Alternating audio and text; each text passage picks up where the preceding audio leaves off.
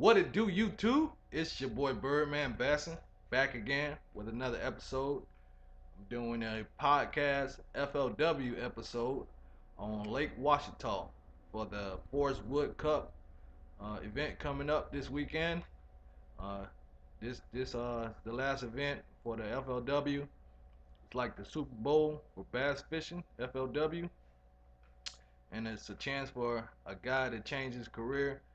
If he hasn't won the Forrest Wood Cup, this is a chance for him to take his bass fishing career to another level. So with that, I'm going to turn it over to the FLW Podcast and hope you guys enjoy.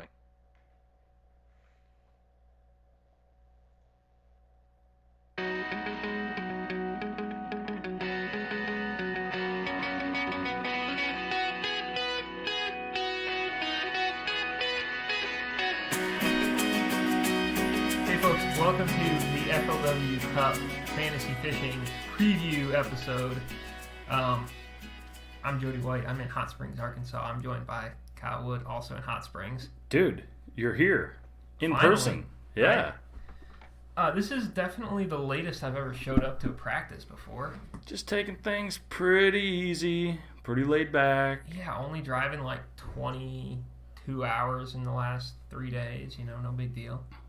You just you could be like a trucker if you want. Basically, which would suck. The dumb thing about it is that it's not like I'm even going somewhere to go fish. I'm just going to watch people fish. Yeah. It could be worse, but also if I'm going to drive that far, I really want to fish at the end of it. Plus, you left really good fishing to come watch. Let's not even talk about that. Kind of tough fishing. Dude, the fishing is so good right now in Champlain. We're gonna dive. We're gonna have a full episode for folks, with interviews and with you and I talking about non-fantasy fishing stuff. Yes. And we're gonna dive into Champlain, but they didn't catch them for some reason on day 3 of that open. But man, I don't know why, because the fishing was great on Champlain. Dude, it looked like they were on pace for a 62, 63 pound winning weight going through. Yeah, they were smashing 2 days, which, for Champlain is wicked legit. Mm-hmm. But anyhow, yeah, it was. Gosh, I can't believe I have to not be there. I can't believe I don't get to go back. Is the thing. I'm not going to go back up there till, Thousand Islands. Yep. And even then, I won't go to Champlain. I'll go to Thousand Islands, which is not bad, but And then I guess Thanksgiving, which smallmouth will be ready and waiting, and it'll be Kitech time for Jody. Anyhow, do you want to talk fantasy fishing for the Forrest Wood Cup? We probably should. Yeah. We probably should. Because it's happening on Lake Ouachita. This is kind of the week. This is the deal. Yeah. Kyle, you have been here for 2 days now. You were on the lake today with Mr. Chad Grigsby, and then you were... kicking around and doing other stuff and doing some interviews and whatnot. So you have the vibe. Yeah. I've been kind of sniffing out what's going on. Tell me about it. Well, it's Ouachita. Here's the deal, right? Several of these guys came and pre-practiced. Kurt and I touched on it in the podcast last week, how the pre-practice window for a lot of guys was super short because ICAST, some guys had the Costa camp they had to get to. There was the Costa on Airy. So, but the guys that did come do that really didn't fish. They pretty much just graphed around. So it's kind of like yesterday I felt like there were a lot of guys kind of getting their toes wet. And I think a lot of guys are thankful for 4 days of practice because of that. I hear that, but Brandon Cobb told me the other day he thought it should be 2. Oh, yeah. Cobb hates it. Yeah. There's a lot of guys who hate it, though, too, who are going to, they kind of already know they're going to fish by the seat of their pants pretty hardcore. Yep. So some of it's just checking out what's going on, and really it seems like, it's just normal fishing in the South in the summertime, right? Things are kind of tough. You can get some bites shallow. You can get some bites deep. I did kind of hear some rumblings that the offshore stuff could be real bueno this week. Okay, I like that. A lot of reports of guys finding some good brush piles. A lot of guys reports of catching some good fish off of brush piles. kind of dialing that in a little more. Also, heard the shallow bite hasn't been too terrible. I did that deeper shallow article with Suggs and Chris Darby, the local guide, and they both were like, "Oh man, the shallow bite this year has been unreal." However, we think the deep bite is going to start getting really good. So, I think that kind of sounds semi-similar. Really good. Well, yeah. Keep that in mind, folks. We're not talking 20 pounds a day. No, but I mean, like, you could catch 17, 18 pounds out of... Somebody, I mean, look, there are big fish here. Somebody could catch 20 pounds. For sure. It's unlikely, but...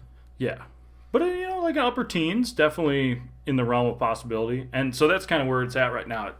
As far as the hydrilla goes, or the grass, the milfoil and hydrilla, it's kind of funny because some guys think it's not as good as it was in previous trips here. But from like Suggs and Darby, they say it's really good shape and better than it has been before. So I probably trust those guys. I just feel like the dudes that are fishing don't really know what they're talking about. I haven't seen a whole lot of it. A lot where they see it though, because I remember when I was... It's very spotty across the lake. Yeah, like when I was here last time, I guess, 2015? Yep. I rode with Burge on day one of practice for that. Or maybe not day one of the days. And we fished like this huge swath of the lake that had literally zero grass in it. Yep. And then we pull into this cove, and it's got like hydrilla everywhere that goes up to like 6 inches below the surface, and the whole thing is like green. Yep. And gorgeous. And it's like, you got to be kidding me. This is amazing. Mm-hmm. So I wonder if some of that comes down to just where guys have looked, or I think that might be a big thing. Definitely. And it sounds like it's growing out. I think when we were here in 15, there was a lot of hydrilla that was shallow. Mm-hmm. Let's say like 8 feet or less. Now it sounds like there's some really good deeper hydrilla, like maybe out to like close to 15, like 10 to 15 feet. Flipping a 1 ounce or ounce and a half, like a jig kind of Texas-y situation. Yeah. Now, from the handful of guys I've talked to that have fished it, like I know JT sampled it yesterday. Who else? I think Lambert fished it for a while. There were a couple other guys I talked to. It's hard not to like at least fish it a little, right? Because I mean, it's grass. Yeah, it doesn't sound like it's been the deal. So, like if you're right off the gate when you heard grass and then it's doing pretty good, if you're thinking like, oh man, I gotta have some like flipper guy, just pump the brakes, like just easy there for a minute, and we'll give it a few more days because you're right. Like you definitely could find a chunk of a section of the lake that has really good hydrilla, and they're maybe just not in it, but maybe they're in brush piles really good or something in that section.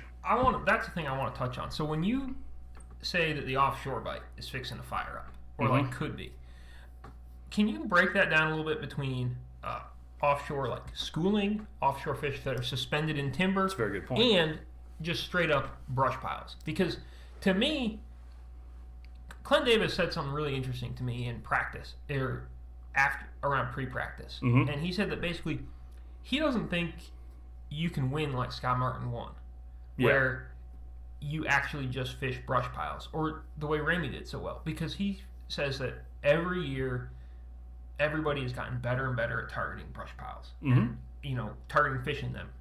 And it's not just pros, it's the guys who live on the lake. Yep. And that all that pressure adds up and it spreads those fish around, and you just can't catch them out of isolated brush like you could then, just because everybody's got the technology. Right. So like that would mean you need either a diverse game plan or maybe some of these schooling or timbery type options. I think for guys that are doing the offshore stuff, I think you'll definitely have to mix it up. In terms of, like, you always got to be ready for some schoolers, especially this time of year. Yeah. You got to have that top water just out and like. Yep, ready to fire. Ready. But I think the brush pile thing, I think it will actually be pretty strong. And I was kind of thinking about this the other day, and I think we need maybe another day of practice or two to really kind of get a gauge from guys on it. But Suggs was telling me that there's been like 8 big tournaments on Ouachita so far since the spawn, is how he said it. Mm-hmm. And of those 8, 6 were one shallow.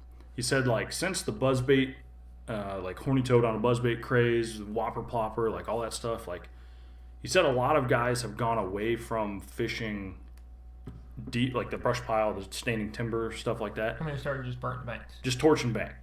So he's like, it's not really a surprise that they've been catching them that well up there because just more guys are doing it probably. And these are one-day events too, right? So you can do that. Now, in a multiple-day event. In fact, probably the odds are pretty good that if you got 4 guys, if you got, let's say you got 10 guys who do it in a one-day event and do it all day, one of those 10 boats is going to smack them. Yeah.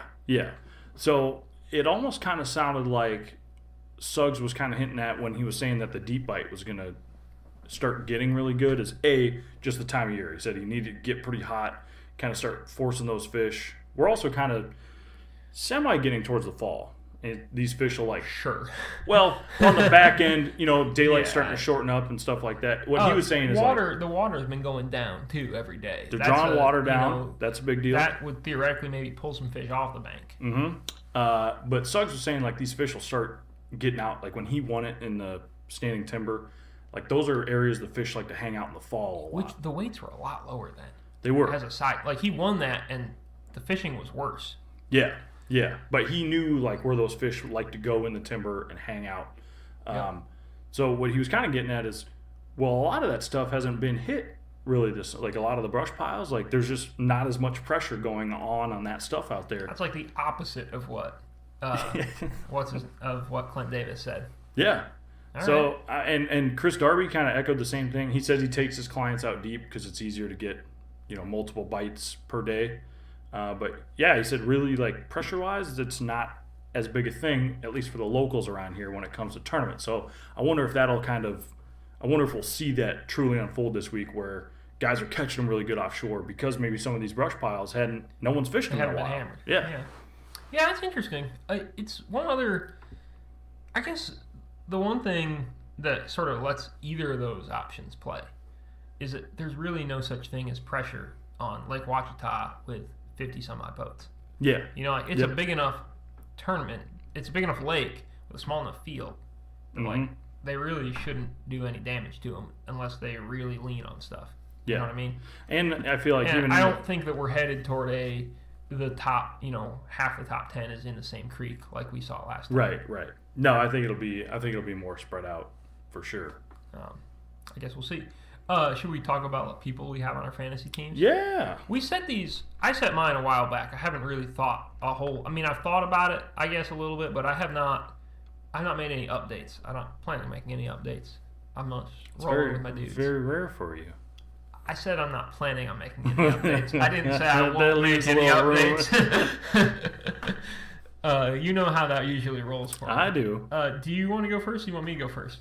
Yeah, I can roll through my squad first. I mean, they're pretty similar, and the funny thing is, we both made these picks with not knowing, because sometimes one of us will pick first, and then I'll flip through and look at who the other pundits picked. Yeah. That wasn't the case this time. We just kind of seems like there's a lot of us that are on the same page. I got Brian Thrift, Scott Martin, Cody Meyer, Jeff Gustafson, Brandon Cobb, Michael Neal, Johnny McCombs, and Justin Atkins. Great choices. Wow. Everybody, put those guys on your team, roll them out, see how they do. Call it good. All right, let me say who mine are. No. Okay, so let's see. Brian Thrift and Scott Martin are extremely obvious choices. On the fantasy trends, Thrift is at 94% owned. Scott Martin at 84% owned. I feel like both of those guys should be at 100% owned. If I was making the picks for guys, that's what I would do. Yeah, and you can't knock, both of them have a really good track record here. They both have really good track records in the Cup. Yeah. The fishing this time of year is perfect for them. It sets up beautifully for them. They both love fishing offshore stuff. They both can run the bank if need be. They can adapt day to day, which is kind of what you need to do in a Cup anyway. Yeah. Not that every tournament you don't. The one thing... And, we say all this stuff, and it's it's fractions because everyone who makes a Cup is really good. Yeah. So, I say that. Basically, everybody who makes a Cup is really good. If you made the Cup on the tour, you're definitely really good. Mm-hmm. Every once in a while, weird things happen. But all in all, yeah, these guys are all sticks. You can't go too wrong. Really, what I wanted to do with my team, especially because I picked quite some time ago, was I wanted some guys that I feel like are really, really good at running out fishing a brush pile and then running up to the bank. You know, like it gets cloudy all of a sudden, they just drop whatever their game plan is, go up and do that. So that's like your Thrift, your Martin.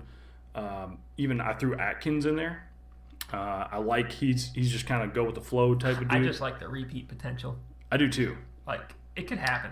Oh, definitely. I'm getting, like, just good vibes on that. And from what I was hearing about the deep bite, of course, like, you got to have Cody Meyer because that dude is a finessey son of a gun. And these fish. Well, Andy, I mean, he can catch fish so many different ways. Like, Yeah. he can catch them schooling. Dude, if there's a deep grass kind of thing, he could get on that. Yeah. Like, it would not shock me. He's awesome at catching suspended fish. Like, I love me some Cody Meyer. I've got him on my squad. Like, if you have to run shallow for this tournament, I guess then I don't love it. Not that he couldn't do that, though, because he's Cody Meyer. He's great. Absolutely. Like, I don't know, Cody Meyer. But he shouldn't have to do that. People think that Cody Meyer has weaknesses, and he doesn't. He just has, like, things that are less strong.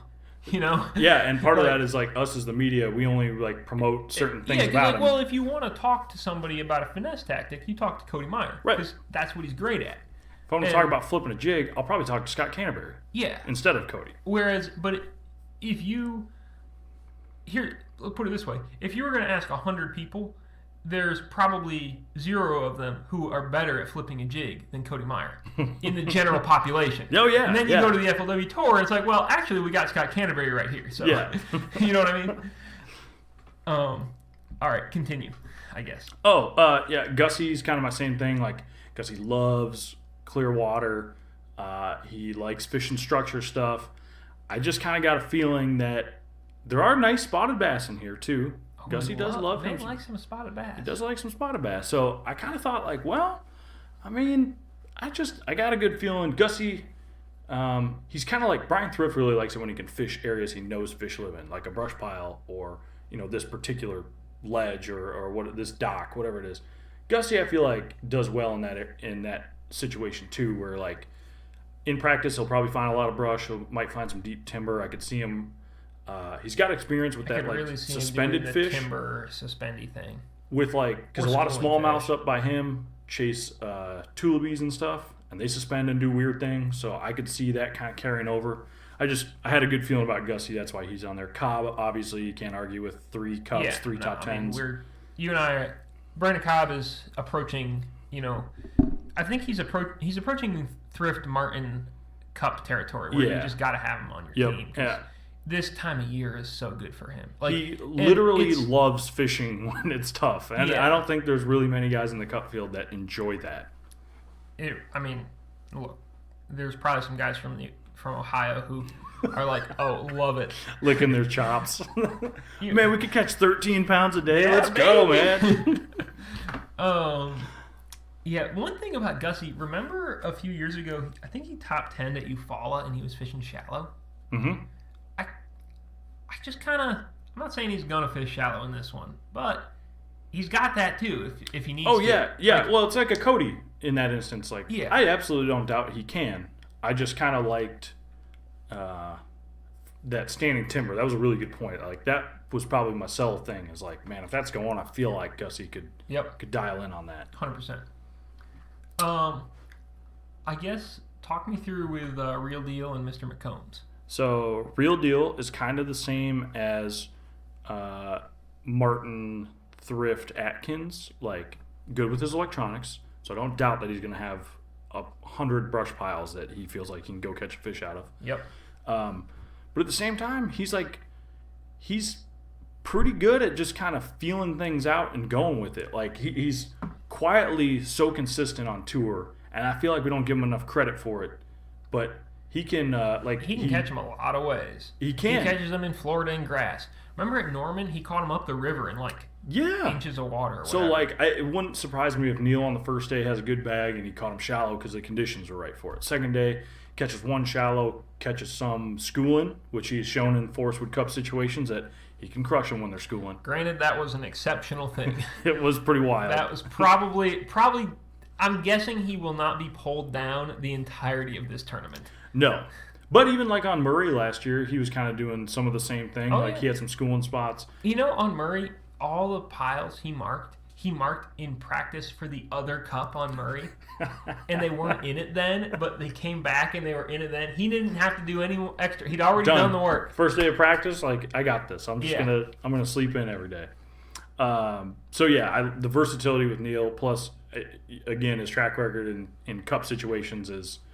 I think there's something to be said about that when you look at guys and how they perform in the cup, because it is kind of a big stressful deal. It's extra stress. It's extra. You've got to be able to handle it and not get spun out for sure. So I think that's why you see a lot of veteran guys showing up on our pundit picks, is because they've been here, they know how to handle it, they know not maybe to read into too much stuff from pre-practice, they know probably even to scrap whatever they learned all of the days of practice and start again on day one depending on conditions.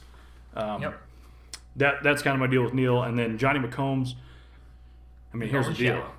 Yeah, if they're biting shallow, the dude is probably one of the best at torching water and slinging a buzzbait around. Like, that guy, watching him cast a buzzbait is probably one of the most gorgeous things on the planet. It's so effortless. It's so smooth. Not that there's like a lot of really high-tech buzzbait casting to be done here right now. No. It's mostly just straight ahead. It is. But you get in some of them backs of the pockets where there's a lot of timber, and you got to kind of like weasel around, and like you can make different casts at different angles. Don't fall out of the boat. Don't fall out of the boat, Brandon. Cobb managed to do that last time. But yeah, so McCombs, like, he is definitely one of the better shallow water fishermen, shallow water power fishermen, I should say. Like, Cox is good up shallow, but there's something about McCombs that... Yeah, like, I get that. Like, Andy Morgan, really great shallow water fisherman, but is he a guy who's going to go down and fish shallow water with his trolling motor on 100 all day? Yeah. Like, I don't know. I don't know. Like, that to me, like, you know, there's a little bit of a difference between, like, Cobb and some of those, like, Carolina dudes and what Morgan does. I think that, I don't know. I guess I feel like maybe McCombs is a nice hybrid of that. I think so. And he hasn't been here for quite some time. He had a really fantastic season. I don't know. I just caught him shallow at St. Clair. Yeah, like that's what the dude does. I mean, he won Beaver. Doing that. So I'm just saying, like, there are other shallow water guys. Last time he fished a tournament in Arkansas, he won. So true that. You know, it's obviously similar conditions this time around. So he, I mean, yeah, I don't know. I just think it could go down, and he is. I feel like a lot of people still don't really know anything about him. He gets high praises from Andy Morgan, Gerald Swindle. Like, guys say he's like everybody the fishiest says he's dude. Like the deal. Yeah. And so I'm thinking, coming off a good season, I bet we're going to see kind of the Johnny McCombs in his stride this week. So I had to throw him on there, kind of also to help balance out some of that guys I think might do some deep stuff. I needed a couple of guys that I could count on just torch and bank, and that's Cobb and McCombs. I like that. All right, let's see who I picked. So I took Brian Thrift and Scott Martin and Cody Meyer. Oh, what? So nailed it there. Then I took Zach Burge. So that's a different person. I like it. That is a different person. Then I took Brandon Cobb and Justin Atkins. And David Dudley and Nick LeBrun. Yeah. Oh, dude. So I guess start me from, we'll just go down the list. Go Burge and then to Dudley and LeBrun. Yeah. So, yeah, I'm trying to think if I had anything different to say about either of those other guys, but I don't really. So Burge caught him really good here last time. He did. Fish shallow. He did. Usually fishes shallow. He likes it. That said, he's like one of those guys who can fish offshore. Mm-hmm. Caught him. I don't know why I'm thinking about Eufaula a lot, but he caught him at Eufaula. Well, it's got a lot of brush piles and stuff. He fished brush in that tournament. Mm-hmm. Like, all he did was fish piles, slung a worm. Like, I think that he didn't pre-practice for this one, but he's got 4 days. Yep. Like, I think that there's a pretty good chance he could do well in this tournament. Yeah. And, like, I think he could do well a variety of ways. I don't know that he's necessarily going to be in the schooling game, because I don't really quite think he has that level of patience that it can take to, like, wait out schooling fish. But I think as far as whether you're running brush or you're just running bank, I think he's a good guy to have. Oh yeah, I really like the Burge pick. One thing that's interesting about some of these a number of these shallow guys is one thing that differentiates them, like from dude to dude, is not necessarily their confidence lure up shallow, but like I feel like Cobb and Thrift and Burge, like they're really good at making slight adjustments up shallow. Whether it's from a walking bait to a plopper to a buzz bait with a skirt or a buzz bait with a toad, like they may have all those on their deck, and for some reason something will click and they'll change up and they'll swing into their next pocket and catch a 3-pounder on a bait they hadn't been throwing all morning. And like, I don't know, that kind of decision making is so clutch this time of year. So anyway, I like Burge. I hear that. And then David Dudley like crushes on Ouachita. He does. And I couldn't tell you exactly why. Like, he's good in tough tournaments. He's really good at like combining finesse and power. He's a really good shallow water fisherman. Yep. Like, I think he's going to do really well in this tournament because because he always does, and because he's David Dudley. Yeah. I think say no more. And I'm trying to. I really should read Joe's. So Joe has like all sorts of David Dudley facts in here. He's fished 5 FLW Tour events here. He's finished in the top 20 in all 5 of them, in the top 10 in 3 of them. That's pretty good. Those are pretty impressive stats. So I'm definitely sort of all aboard the Dudley train. I would not argue that at all. Now, Nick LeBrun is where I made a pick because I was like just kind of wanted to pick a guy. And if you look at my team, I've got like $30 left over. So like there's a lot of money left on the table. I'm not going to go out and say that, you know, there are not other people you should pick. I'm not necessarily saying you should pick Nick LeBrun over all these other guys. Yeah. But I think he's going to be pretty well prepared for this tournament. He's put in his pre-practice time for sure. Definitely has. He definitely, I think, can perform on the big stage. We saw there's probably was even more pressure on him at the All-American. Like, probably a lot more, to be honest, than there was here. That's fair. You know, close to home. Close to home. Yep. It's kind of a big shot. Like, he's not thinking of this as, oh, it's just gravy, but it, to some extent, maybe even a little bit in the back of his mind, and he's not going to say it, but like, fishing the cup is a little bit just gravy. Like, you already won the All-American. Yeah. But I think he's going to swing pretty hard. I think that, to me, like, if you just look at his stats, like his body of work, he can catch him. Oh yeah. And he can catch him shallow, he can catch him deep, he can, I'm sure, fish brush and stuff like that. I don't know that he's 100% like your great offshore deep guy, but like they do plenty of that in Texas. Oh yeah. And he fishes plenty of, you know, Rayburn and Toledo Bend type stuff. So I don't think he's got any huge weakness that lets me say don't pick him. And man, just talking to him, I just love his mentality. He seems like a really good dude, but also like a guy who's prepared to make a living at this for a long time. Yeah. So I'm pretty pro LeBrun on this one. When he in 2016 he won 2 BFLs. Yeah.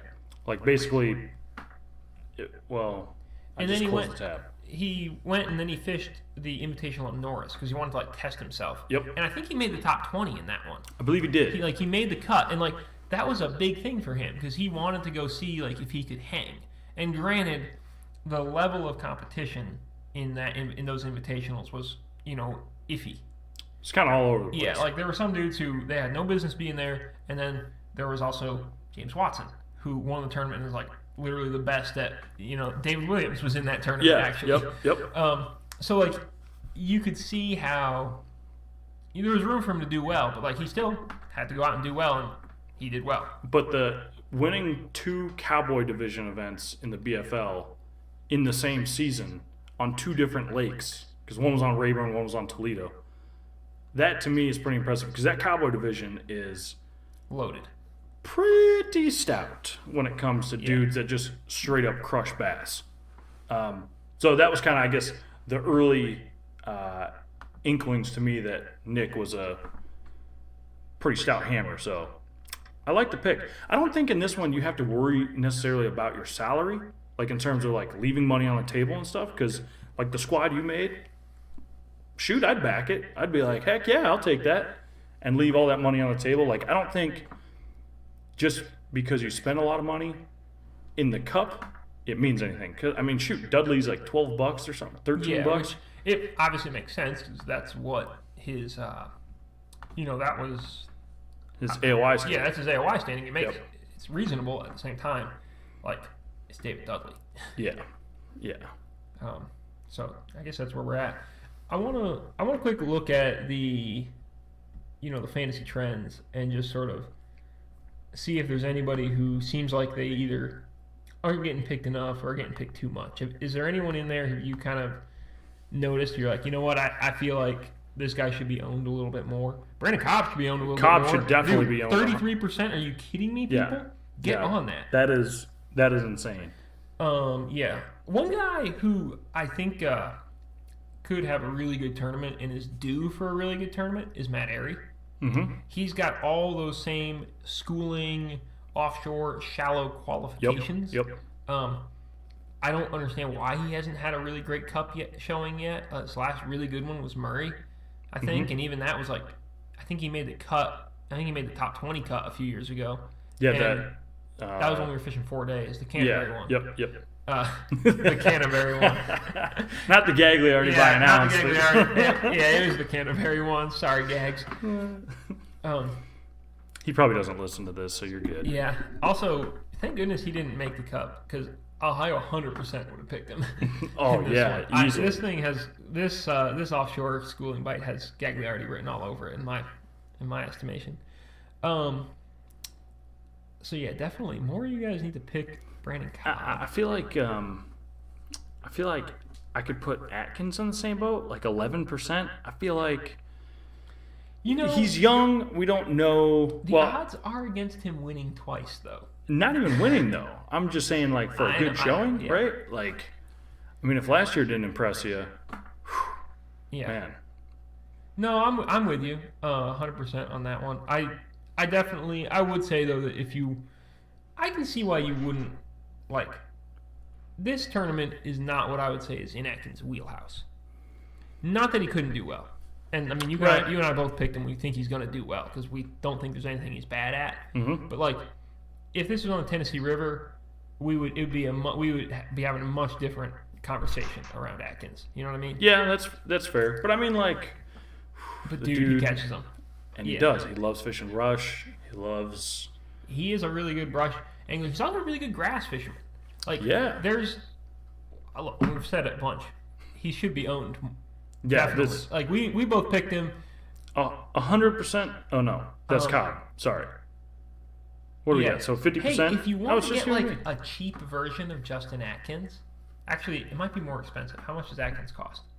$13. Okay, if you want to get a more expensive version of Justin Atkins that's owned by very few people, Shane LaHue? Joseph Webster, 1% owned.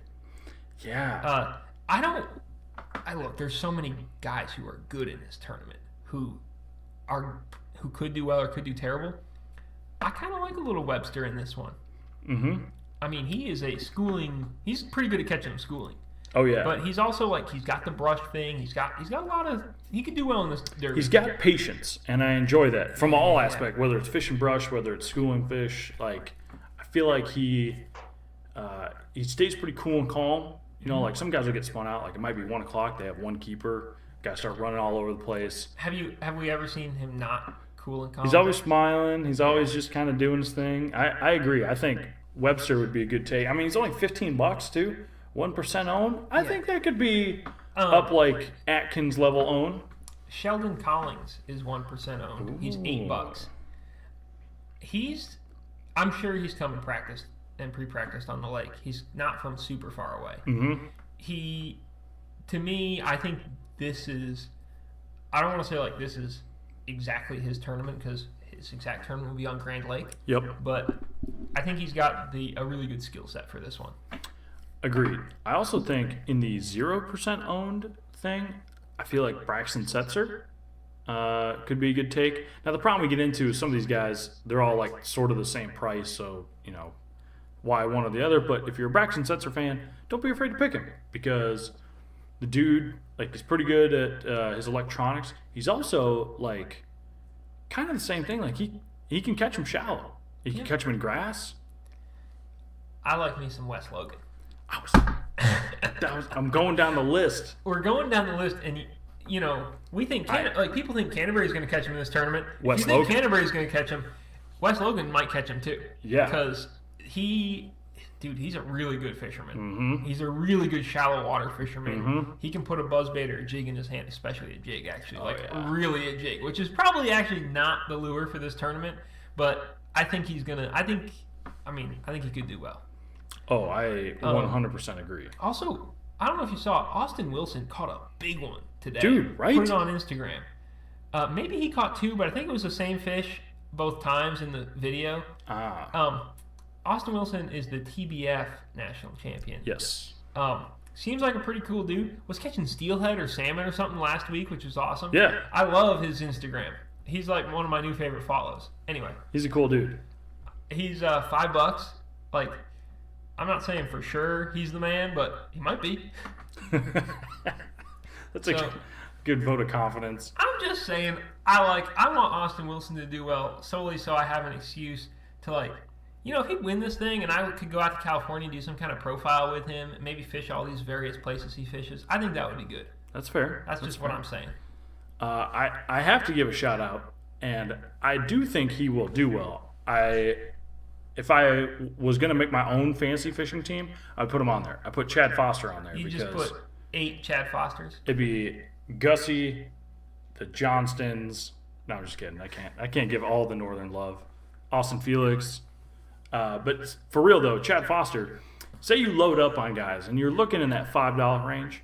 Chad Foster, pretty good hammer. You may be like, oh, where did he come from? He qualified through the Costa Series last year down at Kentucky Lake. Dude's really good at, like, pretty much just going to get 5 bites a day, which is kind of like the mindset you need to be in. I'm just saying, don't be surprised, Jody, if old Chad Foster's fishing on the final day, because that dude straight crushes. Okay. When I last watched Chad Foster fish, he caught no fish the entire day, I think. You know who else didn't really catch any fish that tournament? Brian Thrift. Yes. So that point isn't valid. That's fair. Hey, his co-angler crushed him, though, that last day. He caught a big one. That's right. Actually, you know what, I'm not going to do it because I have a poor memory. I'm just looking up Tim Fox. I want to see if he's fished here before. Because he fishes, like, the Mississippi division, and Mississippi's not that far away from Arkansas. He hasn't fished here before. In case you're wondering. I do like Tim Fox, though. He's a cool dude. Tim Fox is pretty chill. Hey, he's fished a bunch of BFLs on... Wait, the Columbus pool. That's Columbus, Mississippi. That's not the Ohio River. No. Oh, yeah, look, it took 17 pounds to win. Yeah, that's not the Ohio River. Sorry, Ohio River people. Look, they listen to the show. They know they're going to get burned. They've been here long enough. If you're new here, we hate on the Ohio River a lot. It's just not... It's so easy. It's a grind all the time. Yeah, I don't know. There's not anybody...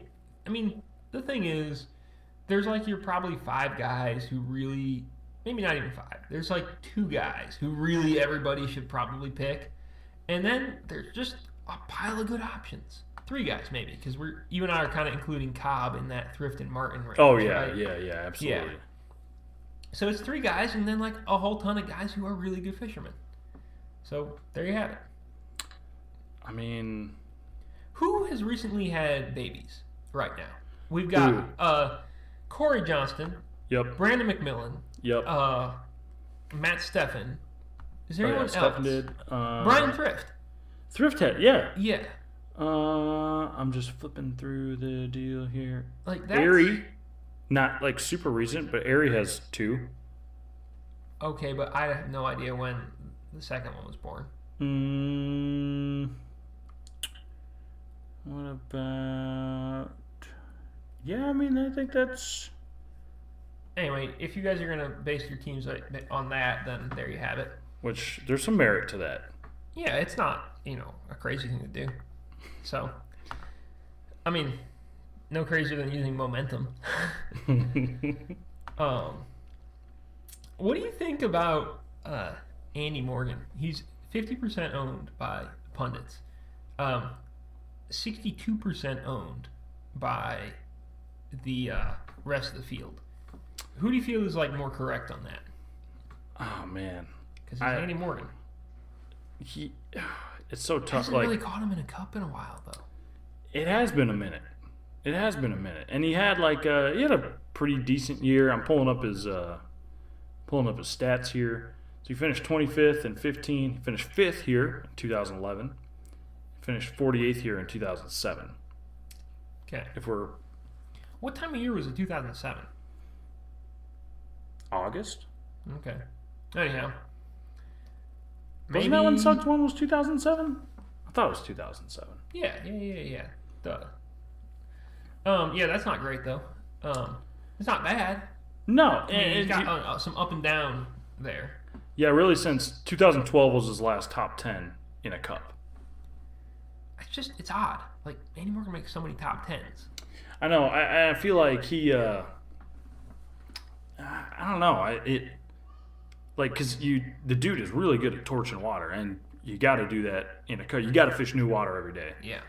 Especially for what he's doing. Now the one thing is though, he's that old school Tennessee River guy. He can sit out there and soak a worm too, or fish some of that grass. So there are some other options. I think this time around that he maybe didn't have in previous years. Yeah, that maybe he's willing to look into. Dragging a worm through some grass or something like that. So I'm not hating on Andy Morgan, but I feel like there's some other picks you could make. Maybe before. Oh my gosh, I can't say it. Dude, I'm not doing it. Dangerous ground. I'm not doing it. Andy, I love you. Take me hunting, please. Yeah, honestly, I'm kind of talking myself into Andy Morgan the more that we talk about him, because the grass thing has kind of got me interested. If that plays, dude, I could totally see. Yeah, if he could. Firing that old monster around, dragging it off some edges or something like that. It could be a thing. I do think though that. He is really good at fishing shallow and fishing fast, but it seems like so often when we see him do that, he does that with a jig or he does that with a spinnerbait. Yeah, there's it seems like there's targets he can hit, like a dock or lay down, stuff like that. And it seems like this time of year, it's a lot less about targets and a lot more about just literally covering water and throwing a top water and moving really fast, not just covering water more efficiently than anyone else alive can do. Yep. If that makes sense.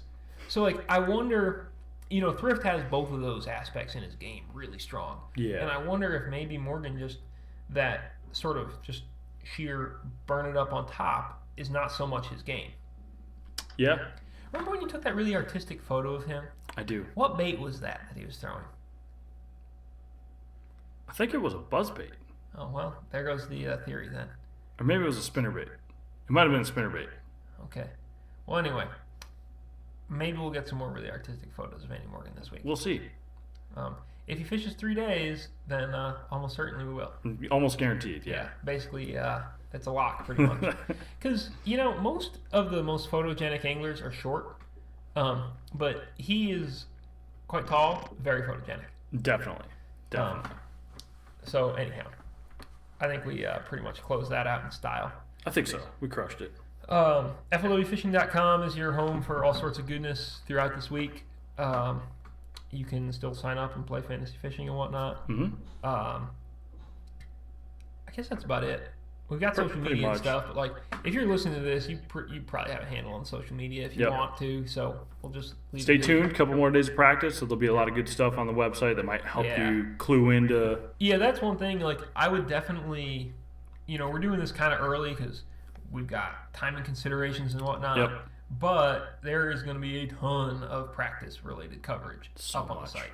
So if you're like me and you like making last-minute tweaks, there are going to be opportunities to do that. Oh, yeah. Yeah, you can definitely, Thursday morning, fire the computer up and watch digest it all. Watch a bunch of videos. Yep, read a get bunch of stuff. Yeah, get a vibe and just rock and roll. Mm-hmm. So, all right, I like it.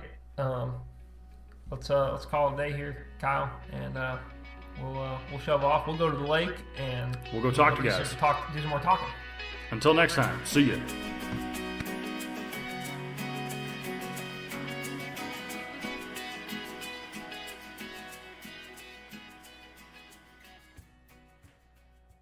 That's it for the episode, you guys. Appreciate you guys checking it out, and stay tuned for more videos.